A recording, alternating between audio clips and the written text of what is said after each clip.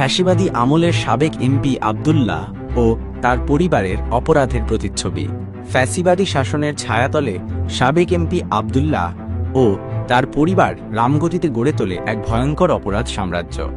জমি দখল, ভয়ভীতি প্রদর্শন এবং সাধারণ মানুষকে জিম্মি করে সম্পদ আত্মসাৎ সবই ছিল এই শাসনের প্রতিদিনের বাস্তবতা। একটি উদাহরণ ব্যবসায়ী তেলি আব্দুর রব, যাকে জোরপূর্বক কম মূল্যে তার ব্যবসার জায়গা বিক্রি করতে বাধ্য করা হয় আব্দুল্লাহর স্ত্রী শেলির কাছে। একইভাবে মোস্তফা, যিনি বিলাই মোস্তা নামে পরিচিত, তার জমি বিক্রি করে এলাকা ত্যাগ করেন। আর শাহ আলম, যিনি হোরা নামে পরিচিত, নিজ বাড়ি ছেড়ে অন্যত্র চলে যেতে বাধ্য হন। সালিশ বাণিজ্য, পরকীয়া ও দুর্নীতির জাল। আব্দুল্লাহর অপরাধ শুধু জমি দখলেই সীমাবদ্ধ ছিল না, তার ভাতিজা মিরাজ এলাকায় সালিশ বাণিজ্যের নামে দীর্ঘদিন ধরে চাঁদাবাজি করে আসছে। সে সাধারণ মানুষের সম্পত্তির ওপর দখল নিতে নানা রকম ভয়ভীতি দেখিয়ে টাকা আদায় করত।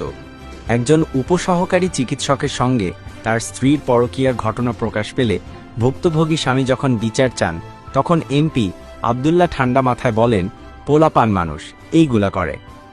এর মাধ্যমে তিনি প্রমাণ করেন এসব অপরাধ তাদের পরিবারের স্বাভাবিক ঘটনা।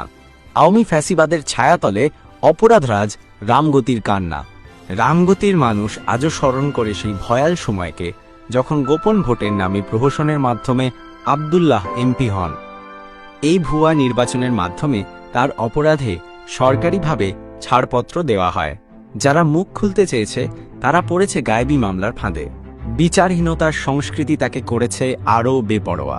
আওয়ামী লীগ সরকারের প্রত্যক্ষ প্রশ্রয়ে আব্দুল্লাহ জনগণের ভোট, সম্পদ ও স্বাধীনতাকে নিজের রাজনৈতিক ঢাল বানিয়ে রেখেছিল।